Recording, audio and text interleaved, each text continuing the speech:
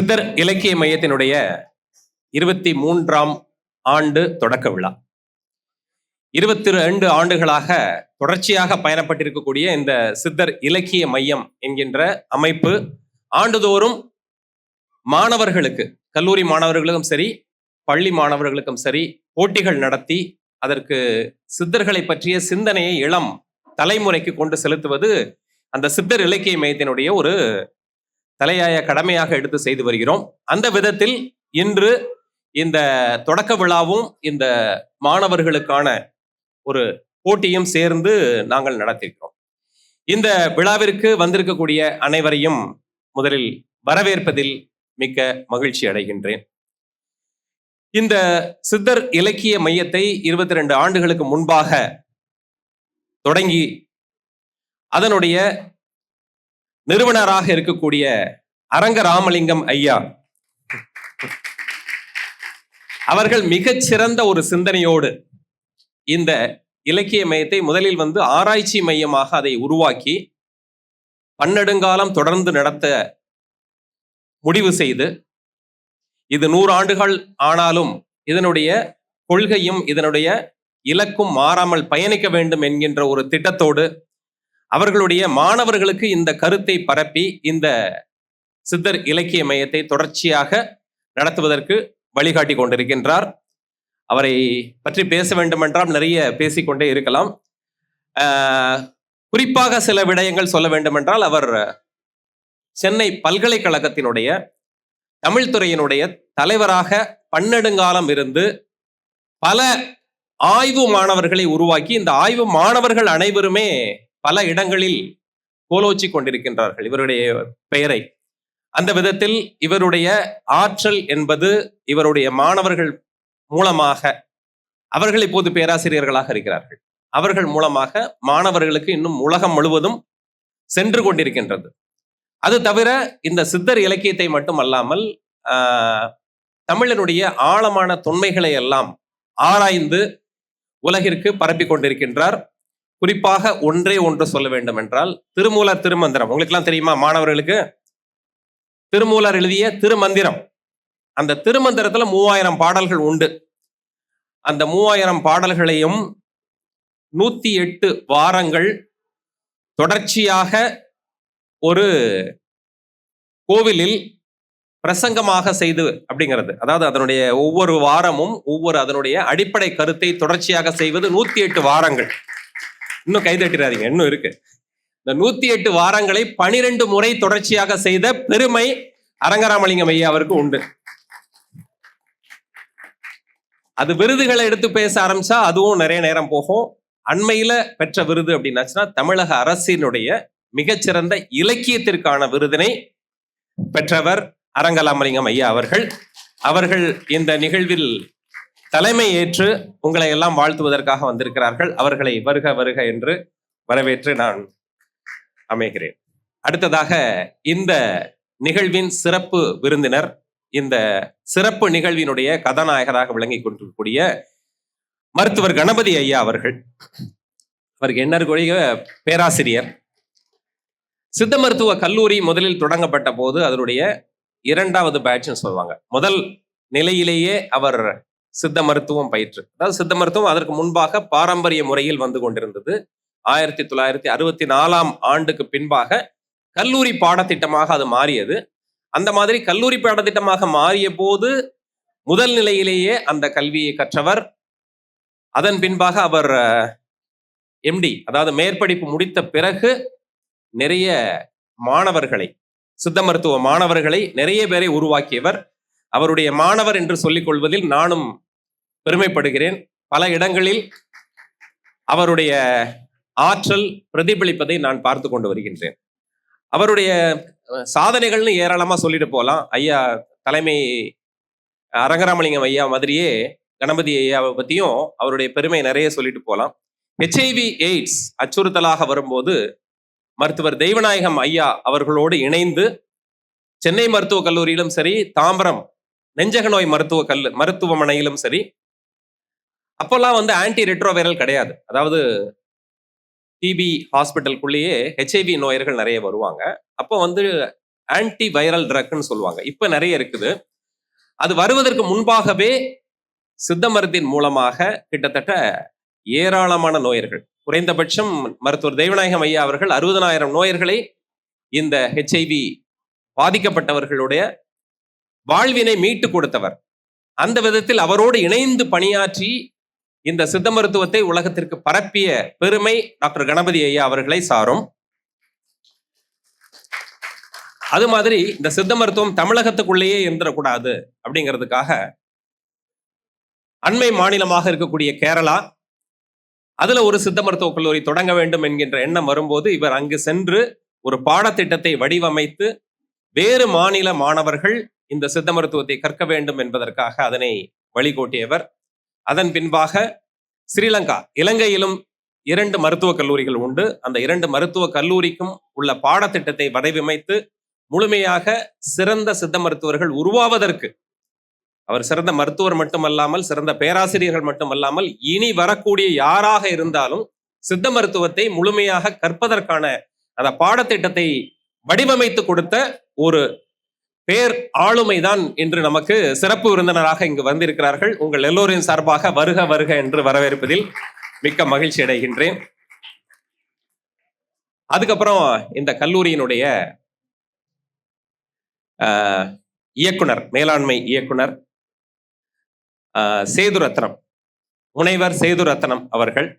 அவர் கிட்டத்தட்ட ஒரு 15 ஆண்டுகளாக அவர் எனக்கு நண்பர். முதல்ல அந்த சித்தர் இலக்கிய மையம் தான் எங்க 2 பேத்தையும் இணைச்சு வச்சது அப்படின்னு சொன்னாச்சுன்னா அந்த சித்தர் இலக்கிய மையத்துக்கு தான் அது பெருமை. ஒரு முறை இந்த மாதிரி சித்த மருத்துவம் சார்ந்து ஒரு கலந்து சில வேலைகள் செய்யும் போது அவரோடு ஏற்பட்ட பழக்கம். இன்று வேறு வேறு தளங்களில் 2 பேரும் பயணித்துக் கொண்டிருக்கிறோம். என்ன அப்படின்னாச்சுன்னா இயற்கையான உணவு, இயற்கையான மருத்துவ முறை, சித்தர்களினுடைய அடிப்படை கருத்துக்கள் எல்லாம் மாணவர்களுக்கு கொண்டு போய் சேரணும் அப்படிங்கிறதுல ரொம்ப அயராது பாடுபட்டு கொண்டிருக்கக்கூடிய சேதுரத்னம் அவர்களையும் நிகழ்வின் சார்பாக வருக வருக என்று வரவேற்கிறேன். அதன் பின்பாக இங்கு வாழ்த்துறை வழங்குவதற்காக வந்திருக்கக்கூடிய இந்த கார்த்திகேயன் மெட்ரிகுலேஷன் மேல்நிலைப் பள்ளியினுடைய முதல்வர் அவர்களையும், சித்தர் இலக்கிய மையத்தினுடைய துணைத் தலைவர், அதனுடைய பொருளாளர், அதனுடைய இலக்கிய மையத்தினுடைய பொறுப்பாளர்கள் அனைவரையும் வருக வருகவென்று உங்கள் சார்பாக நாங்கள் வரவேற்கின்றேன். அதுக்கு பின்னாடி பார்த்தீங்கன்னா இந்த பள்ளிக்கு இந்த போட்டி வைக்கணும்னு நம்ம நினைக்கும் போது நிறைய பள்ளிகள் ஆர்வமாக கலந்து கொண்டிருக்கிறீர்கள். கிட்டத்தட்ட 24 பள்ளிகளிலிருந்து 250க்கும் மேற்பட்ட மாணவர்கள் இங்கின்று பங்கெடுத்திருக்கிறீர்கள். உங்கள் எல்லோருக்கும், உங்கள் ஆசிரியர்களுக்கும், உங்களுடைய பெற்றோர்களுக்கும் நான் நன்றியை தெரிவித்துக் கொள்கின்றேன். உங்கள் எல்லோரையும் சித்தர் இலக்கிய மையத்தின் சார்பாக வருக வருகவென்று வரவேற்பதில் பெருமை கொள்கின்றேன். நல்லா கைதட்டலாமே எல்லாத்துக்கும்.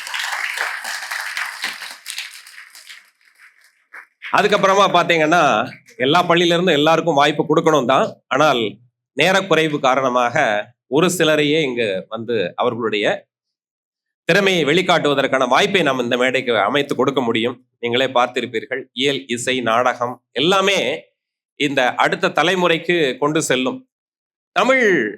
நிறைய தமிழ் அறிஞர்களுக்கு ஒரு கவலை உண்டு. இந்த தமிழினுடைய ஆழமும் அதனுடைய துல்லியமும் மாறாமல் அடுத்த தலைமுறைக்கு கடத்தப்படுமா அப்படிங்கிற ஐயம் எங்களுடைய நிறுவனருக்கே கூட உண்டு. அது இனிமேல் இந்த ஐயம் இருக்காது என்பது இந்த ஒரு 3 பெர்ஃபார்மன்ஸ் சொல்லுவாங்க. இந்த 3 திறமையை காட்டக்கூடிய திறமையிலிருந்தே நாம் தெரிந்து கொள்ளலாம்.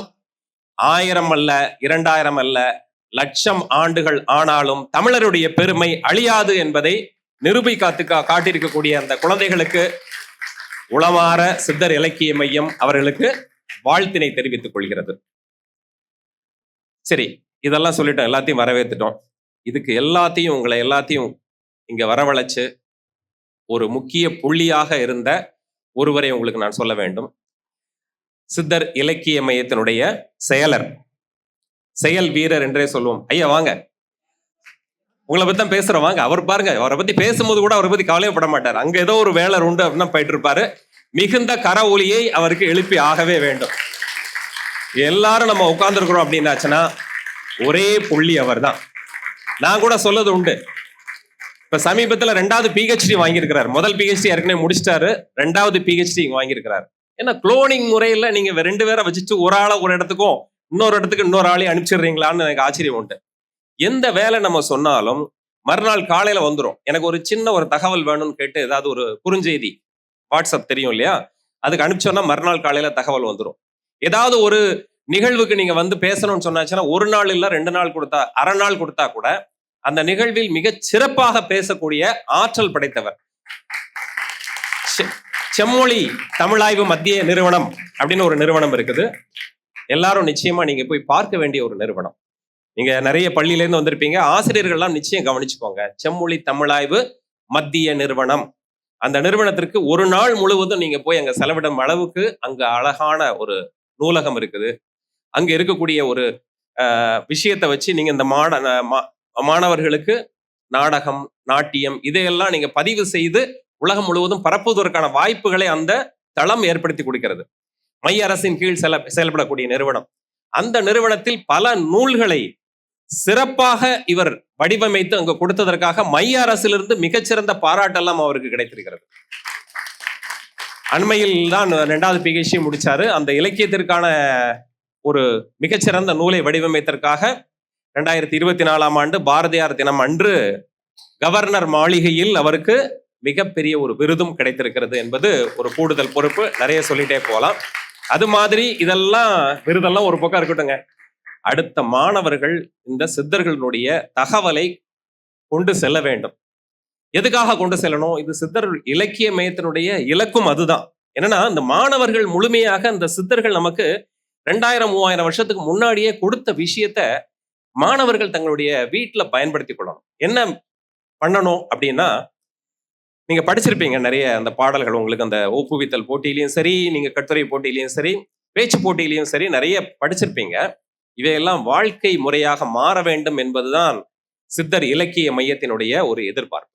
அதுல ரொம்ப முக்கியமானது அப்படிங்கிறது பாத்தீங்கன்னா, சிறந்த உணவு, சிறந்த வாழ்க்கை முறை. எல்லா மாணவர்களும் முக்கியமாக கவனித்துக் கொள்ள வேண்டிய விடயம் என்னது அப்படின்னா, வாழ்க்கை முறை. வாழ்வியல் முறை மாறுபாடு அப்படிங்கிறது ஏராளமா இன்னைக்கு நிறைய மாறிக்கிட்டே வருது. எப்போ வேணாலும் தூங்கலாம், எப்போ வேணாலும் எந்திரிக்கலாம் அப்படிங்கிற ஒரு நிலையெல்லாம் இருக்குது. ஸோ காலையில எத்தனை மணிக்கு எந்திரிக்கணும்ல இருந்து ஆரம்பிச்சு இரவு எத்தனை மணிக்கு தூங்கணும், எத்தனை மணிக்கு காலை உணவு அருந்த வேண்டும், எந்த உணவு சிறந்தது, எந்த உணவை தவிர்க்க வேண்டும் அப்படிங்கிறதெல்லாம் நீங்க சித்தர்கள் நூலை படித்து கொண்டால் தெரிந்து கொள்ளலாம். இது எதுக்காக சொல்றோம் இந்த விஷயத்தை அப்படின்னா, உலக சுகாதார நிறுவனமும் சரி, அதே மாதிரி சென்டர் ஃபார் டிசீஸ் கண்ட்ரோல்னு சொல்லிட்டு இருக்கக்கூடிய உலகளாவிய இருக்கக்கூடிய நிறைய மருத்துவ நிறுவனங்கள்லாம் என்ன சொல்றாங்க தெரியுமா? இன்னும் ஒரு 5 வருடம் கழித்து 10 வருஷம் கழிச்சு வரக்கூடிய வியாதிகளுக்கு எப்படி மருந்து கண்டுபிடிக்கிறதுன்னு எங்களுக்கு தெரியலன்னு குழம்பி போய் இருக்கிறாங்க. அங்க இருக்கக்கூடிய நண்பர்கள் எல்லாருமே பாத்தீங்கன்னா, இன்னும் 5 ஆண்டுல வரக்கூடிய புற்றுநோய் ஆகட்டும் அல்லது மருந்துக்கு கட்டுப்படாத ஒரு தொற்று நோய்கள், இப்ப இருமல் சளிக்கு நம்ம ஒரு மாத்திரை போடுறோம், சரியாயிடுது. ஆனா இன்னும் கொஞ்ச நாள் கழிச்சு 10 வருஷம் கழிச்சு 5 வருஷம் கழிச்சு வரக்கூடிய இருமலுக்கெல்லாம் மருந்து மாத்திரைக்கு கட்டுப்படாத இருமல், காய்ச்சல் இதெல்லாம் வருவதற்கான வாய்ப்புகள் இருக்குது. இதெல்லாம் நம்ம எப்படி எதிர்கொள்ள போறோம்னு ஒரு அச்சத்தோடு அந்த நிறுவனங்கள்லாம் இருக்குது. இதுக்கெல்லாம் தீர்வாக இருப்பது நம்மகிட்ட இருக்குது. சித்தர்கள் நூல்கள்ல நம்முடைய வாழ்க்கை முறை. வெறும் நான் காலையில் எழுந்து ஒரு +1 படிக்கிற பையனா யாரா இருந்தாலும் சரி, 4:30 4:45 காலையில் எழுந்திருக்கணும். எழுந்து பல் துளக்கிறதுல இருந்து இரவு வேகமாக தூங்குறது வரைக்கும் செயலிகள், மின் ஊடகங்கள் இவையெல்லாம் குறைத்து கொள்ள வேண்டும். நிறைய பேர் கண்ணாடி போட்டிருக்கிறீங்க, நான் பாக்குறேன் சின்ன வயசுலயே. இது எல்லாம் பாத்தீங்கன்னா எலக்ட்ரானிக் ஸ்கிரீன்ஸ், அதாவது மின் திரைகள். இந்த மின் திரையிலிருந்து வரக்கூடிய ஒளி உடனடியா சில மாற்றங்களை கண்களுக்கு கொடுக்கும், நாள்பட்ட நிலையில சில பாதிப்புகளை கொடுக்கும். இவையெல்லாம் மாறுவதற்கு, வராமல் தடுப்பதற்கு நிறைய வழிமுறைகள் இருக்குது. அத மாதிரி இந்த சித்தர்கள் பாடலை படிச்சுட்டு ஒப்பிக்கிறது மட்டும் வேலை இல்லை, அதை நம்ம வாழ்வியலாக மாற்ற வேண்டும். இதில் பெற்றோருக்கும் ஆசிரியருக்கும் முக்கியமான கடமை இருக்கிறது. அவர்கள் அதெல்லாம் பின்பற்றுறாங்களா அப்படிங்கிறத பார்க்கறதுக்கு வாய்ப்பு இருக்குது. இதையெல்லாம் முழுமையாக நாம அடுத்த தலைமுறைக்கு கடத்துவதற்காகத்தான் மிக உயரிய முறையில் இந்த நிறுவனர் இந்த அமைப்பினை உருவாக்கி இருக்கிறார். இது எந்த விதமான தடையும் இல்லாமல் 22 ஆண்டுகள் வருகிறது. இன்னும் பல ஆண்டுகள் தொடர்ச்சியாக பயணப்பட்டு நிறைய சமூகத்தில் வாழ்வியல் மாற்றங்களை ஏற்படுத்துகிறது அப்படிங்கிறது இதனுடைய பெருமையாக இருக்கிறது. இப்போ உங்களுக்கு புரிஞ்சிருக்கும் எதுக்காக இதை நடத்துறோம், எதுக்காக அவங்களை எல்லாம் படிக்க வைக்கிறோம் அப்படின்ட்டு. வரக்கூடிய நோய்களை வராமல் தடுக்கிறது. இப்ப நீங்க ஒரு ஐஸ் கட்டியை தூக்கி தண்ணீர்ல நீங்க போட்டீங்கன்னா மிதக்கும் இல்லையா? பார்த்திருக்கீங்கல்ல? அப்போ அது மிதக்கும் போது மேல ஒரு ஐஸ் கட்டி தெரியும். அந்த ஐஸ் கட்டி தெரியறது மட்டும்தான் முழுமையான ஐஸா அல்லது உள்ளுக்கு மூழ்கி இருக்கிறதும் சேர்ந்த ஐஸா? உள்ள மூழ்கியும் இருக்கும். சோ இததான் என்ன உலக நல நிறுவனம் என்ன சொல்லுது? Health and disease for iceberg model. Iceberg model அப்படின்னா என்ன சொல்றாங்க அப்படின்னா, நீங்க ஐஸ் கட்டி ஒரு தண்ணியில மூழ்கிட்டு இருக்குது அப்படின்னா, அல்லது ஒரு கடல்ல ஒரு ஐஸ் பனிக்கட்டி உருகிட்டு இருக்குது, உருகி அதுல மூழ்கி மிதந்துட்டு இருக்கு அப்படின்னா, வெளியில தெரியுது மட்டும் ஐஸ் கட்டி இல்லை, அதுக்கு கீழே ஆழமா நிறைய இருக்கும். அது மாதிரி இன்னைக்கு தெரியக்கூடிய உடல் மாற்றங்கள் மட்டுமே நோய் கிடையாது. இதுக்கு ஆழமா நிறைய விஷயங்கள் இருக்கு. இதுக்கு பின்னாடி வாழ்வியல் மாற்றங்கள், இதுக்கு பின்னாடி மன அமைதி, அதுக்கும் பின்னாடி உடல் நலம் அப்படிங்கிறது பல விஷயங்கள்ல சொல்லப்பட்டிருக்கு. இது திருமூலர் திருமந்திரமா இருக்கட்டும், திருக்குறளாகட்டும், இதுல படிக்கும்போது அதுல சொல்லி இருக்கக்கூடிய கருத்துக்களை நீங்கள் வாழ்வியலாக மாற்ற வேண்டும். இந்த அமர்வு, இந்த நாள் நடக்கக்கூடிய இந்த நிகழ்ச்சியில நீங்க எழுதி பிரைஸ் வாங்குறவங்க வாங்காதவங்க அதை பத்தி எங்களுக்கு கவலை இல்லைன்னு இல்லை. அதாவது பரிசு வாங்குவவர்கள் நிச்சயமாக பாராட்டுக்குரியவர்கள் தான், அது சந்தேகமே இல்லை. அதனால பரிசு வாங்காதவர்கள் எல்லாம் ஒரு ஏதோ ஃபெயிலியர் அப்படிங்கிற மாதிரி நினைக்க கூடாது. அந்த சித்தர்கள் கூறியிருக்கக்கூடிய இலக்கிய சுவையை உணர்வுதல், சித்தர்கள் கூடியிருக்கக்கூடிய உடல் நலம் சார்ந்திருக்கக்கூடிய கருத்துக்களை உள்வாங்குதல், அவற்றை நாளைக்கு நீங்கள் உங்கள் வாழ்க்கையோடு பின்னி பிணைந்து கொண்டிருத்தல், உங்களுடைய அடுத்த தலைமுறைக்கு இந்த கருத்துக்களை கொண்டு பரப்புதல். இப்ப அமெரிக்காவிலிருந்து சித்த மருத்துவம் கற்றுக்கொள்வதற்கு சிங்கப்பூரிலிருந்து, மலேசியாவிலிருந்து எல்லாம் வர தொடங்கி இருக்கிறார்கள் சித்த மருத்துவத்தை கற்றுக்கொள்வதற்கு. இனிமேல் அமெரிக்காவில் சித்த மருத்துவம், லண்டனில், ஆஸ்திரேலியாவில் கோலோச்ச போகிறது. உலகில் மிக பெரிய கொடிய நோய்கள், வாழ்வியல் நோய்கள் அனைத்திற்குமான தீர்வுகள் பாரம்பரிய மருத்துவத்தில் உலக நல நிறுவனம் தேடத் தொடங்கியிருக்கு.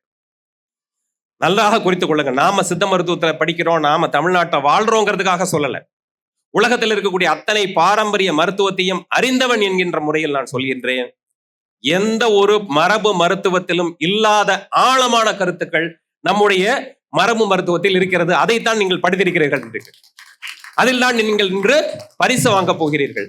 குறித்து வைத்துக் கொள்ளுங்கள். நீங்கள் படித்ததை உங்கள் வாழ்வியலாக மாற்றினால் நீங்கள் வாழ்வில் உடல் நலம், மனநலத்தோடு வாழ்வீர்கள். இதுதான் சித்தர் இலக்கிய மையத்தினுடைய எதிர்பார்ப்பு. நன்றி, வணக்கம்.